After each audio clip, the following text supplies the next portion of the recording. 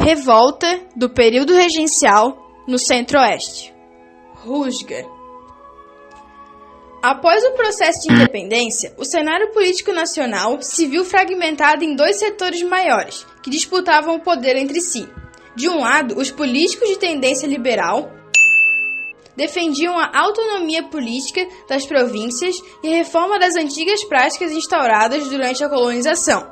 Do outro, os portugueses defendiam uma estrutura política centralizada e a manutenção dos privilégios que desfrutavam antes da independência. Com a saída de Dom Pedro I do governo e a instalação dos governos regenciais, a disputa entre esses dois grupos políticos se acirrou a ponto de deflagrar diversas rebeliões pelo Brasil.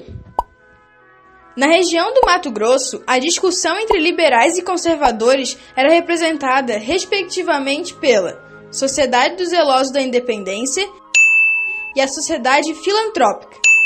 No ano de 1834, as disputas naquela província culminaram em um violento confronto que ganhou o nome de Rusga.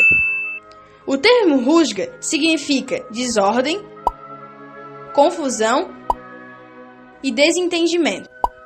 Segundo pesquisas, os liberais mato-grossenses organizaram um enorme levante que pretendia retirar os portugueses do poder com a força das armas.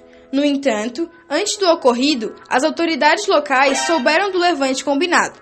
Com isso, tentando desarticular o movimento, decidiram colocar o tenente-coronel João Poupino Caldas, aliado dos liberais, como novo governador da província. Apesar da mudança, o furor dos revoltosos não foi contido.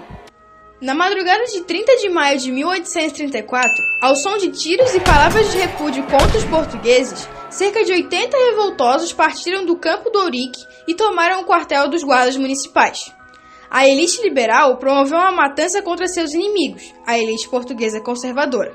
Aproveitando-se do clima de instabilidade política, camadas inferiores da sociedade protestaram contra a miséria e as dificuldades pelas quais passavam em uma província que, na época, vivia uma grande crise econômica. Saques e roubos aos estabelecimentos comerciais da cidade de Cuiabá foram as manifestações de descontentamento das classes pobres da região. A ordem dos liberais era de saquear a casa dos portugueses e matar cada um que se colocasse em seu caminho, levando como troféu a orelha de cada inimigo morto. Segundo alguns relatos, centenas de pessoas foram mortas pela violentação que aterrorizou as ruas de Cuiabá. Dessa forma, conseguiram conter a reação dos soldados oficiais e tomaram as ruas da capital em busca dos bicudos. Bicudo era um termo depreciativo dirigido aos portugueses que foi inspirado pelo nome do bandeirante Manuel de Campos Bicudo, primeiro homem branco que se fixou na região. Logo após o incidente, foram tomadas as devidas providências para que os líderes e participantes da rusga fossem presos e julgados pelas autoridades. Em um primeiro momento, Poupino Caldas quis contornar a situação sem denunciar o ocorrido para os órgãos do governo regencial.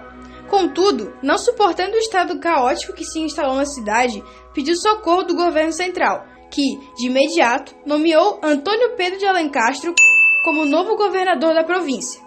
Contando com o auxílio da antiga liderança liberal, os cabeças do movimento foram presos e mandados para o Rio de Janeiro. Apesar de nenhum dos envolvidos sofrer algum tipo de punição das autoridades, o clima de disputa política continuava a se desenvolver em Cuiabá. O último capítulo dessa revolta aconteceu em 1836, quando João Poupino Caldas resolveu deixar a província. No exato dia de sua partida, um misterioso conspirador o alvejou pelas costas com uma bala de prata. Na época, esse tipo de projétil era especialmente utilizado para matar alguém que fosse considerado traidor.